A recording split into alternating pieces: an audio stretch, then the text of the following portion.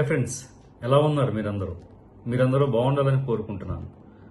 మనం ఈరోజు కొన్ని ముఖ్యమైన అంశాలను చర్చిద్దాం. తెలంగాణ రాష్ట్ర ప్రభుత్వం రహదారుల మీద ప్రత్యేక దృష్టి సారించింది. ఇందులో భాగంగా హామ్ అనే ఒక కొత్త విధానాన్ని తీసుకువచ్చింది. ఈ హామ్ అంటే హైబ్రిడ్ యూనిటీ మోడల్.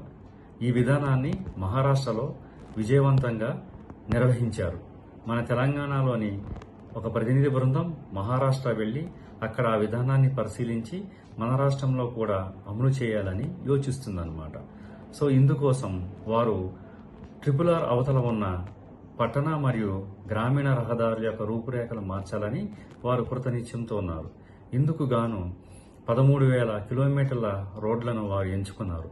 దీనికి 22,000 కోట్ల రూపాయలు అవసరమవుతాయని వారు భావించారు.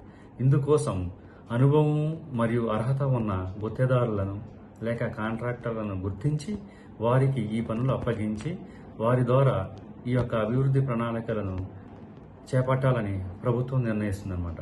ముందుగా అనుభవము మరియు అర్హత ఉన్న కాంట్రాక్టర్ల ద్వారా 60% నిధులను ఖర్చు చేయించి ఈ రోడ్లను అభివృద్ధి చేస్తారు. మిగిలిన 40% నిధులను ప్రభుత్వం ఖర్చు పెడుతుందన్నమాట. గుత్తదారులు ఖర్చు పెట్టిన 60% నిధులను 15 సంవత్సరాల్లో వివిధ దశల్లో వారికి చెల్లిస్తుందన్నమాట. ఇందులో కొసమెరుపు ఏంటంటే ఈ అభివృద్ధి చేసిన రహదారులకు ఎటువంటి టోల్ ట్యాక్స్ వసూలు చేయరు. కానీ నేషనల్ హైవేస్ కానీ ఇతర హైవేస్ కానీ అభివృద్ధి చేసిన రహదారులకు టోల్ ట్యాక్స్ విధానాన్ని అమలు చేస్తున్నారన్నమాట. ముఖ్యంగా విద్యార్థులు మరియు పోటీ పరీక్షలకు ప్రిపేర్ అయ్యే విద్యార్థులకి ఇది చాలా ముఖ్యమైన విషయం ఫ్రెండ్స్. దీన్ని మీరు జాగ్రత్తగా వినండి. కేంద్ర ప్రభుత్వం 16వ జన మరియు కుల గణనను అమలు చేయాలని యోచిస్తుందన్నమాట. ఇందుకు గాను ఒక కమిటీని కూడా నియమించిందనమాట.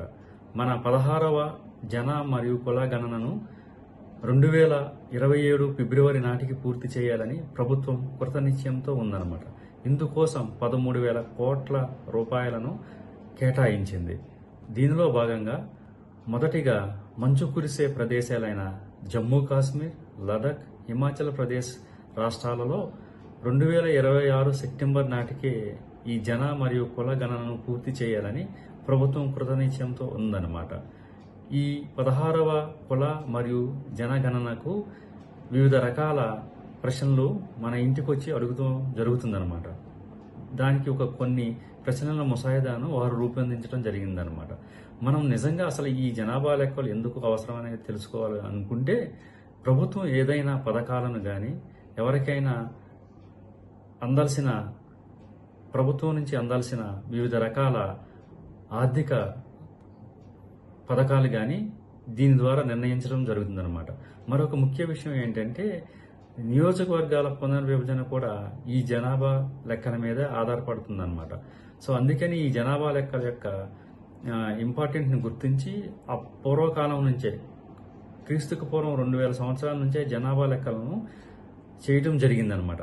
సో మన దేశంలో అయితే బ్రిటిష్ వారు 1881వ సంవత్సరం నుండి 1831వ సంవత్సరం వరకు వారు జనాభా లెక్కలను చేశారు. తరువాత అధికారంలోకి వచ్చిన యునైటెడ్ ప్రోగ్రెసివ్ అలయన్స్ ప్రభుత్వం 2011లో జనాభా లెక్కలను చేశారు. ఆ తరువాత 2021లో జనాభా లెక్కలు చేయాల్సి ఉన్నప్పటికీ కోవిడ్ మహమ్మారి ప్రపంచాన్ని కుదిపేసి సర్వనాశనం చేసింది. సో అప్పుడు జరగాల్సిన జనాభా లెక్కలు జరగకపోవటం వలన ఇప్పుడున్న కేంద్ర ప్రభుత్వం 2027 ఫిబ్రవరి నాటికి జనాభా లెక్కలను ఖచ్చితంగా పూర్తి చేసి ఆ ఫలాలను ప్రజలకు అందించాలని వారు ఆలోచిస్తున్నారన్నమాట. సో ఇది ఒక మంచి కార్యక్రమం.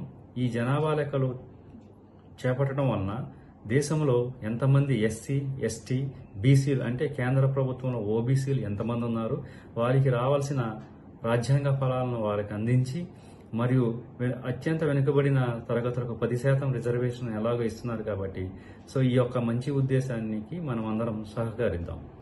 క్రికెట్ విజయోత్సవాల్లో అపశృతి, 11 మంది దుర్మరణం, 50 మందికి పైగా గాయాలు పాలయ్యారు. రాయల్ ఛాలెంజర్స్ బెంగళూరు జట్టు సాధించిన విజయాన్ని జరుపుకోవడం కోసం వారు అహ్మదాబాద్ నుంచి బెంగళూరుకు వచ్చిన తర్వాత వారు ముఖ్యమంత్రి మరియు గవర్నర్, ఉప ముఖ్యమంత్రి ఈ బెంగళూరు రాయల్ ఛాలెంజర్స్ సభ్యులందరినీ బెంగళూరు విధాన సౌధాలో సన్మానించిన తర్వాత అక్కడి నుంచి వారు చిన్నస్వామీజీ స్టేడియానికి వెళ్లవలసిందనమాట. సో అనుకున్న దానికంటే ప్రేక్షకులు మరియు అభిమానులు ఎక్కువ మంది రావడంతో యాక్చువల్గా చిన్నస్వామీజీ యొక్క స్టేడియం యొక్క కెపాసిటీ 35,000 మంది, కానీ 3 లక్షల మంది రావడంతో ఒక గేటు వద్ద జరిగిన తొక్కిసట్టల ఆటలో 11 మంది ప్రాణాలు కోల్పోయారు, 50 మంది పైగా గాయపడ్డారు. సో ఇటువంటి సంఘటనలు జరగటం చాలా విచారకరం. ఇటువంటి సంఘటనలు భవిష్యత్తులో జరగకూడదని మనం కూడా కోరుకుందాం. మృతుల కుటుంబాలకు కర్ణాటక రాష్ట్ర ప్రభుత్వం మరియు ఆ రాష్ట్ర ముఖ్యమంత్రి సిద్దిరామయ్య గారు 10 లక్షల ఎక్స్గ్రేషియాను ప్రకటించారు. అలాగే గాయపడిన వారికి ప్రభుత్వం సొంత ఖర్చులతో వైద్యం చేస్తామని వారు ఈ సందర్భంగా ప్రకటించారు. Thank you friends. ఈ ఛానల్ని మీరు లైక్ చేయండి, షేర్ చేయండి. సో మా ఛానల్ని సబ్స్క్రైబ్ చేసుకోండి.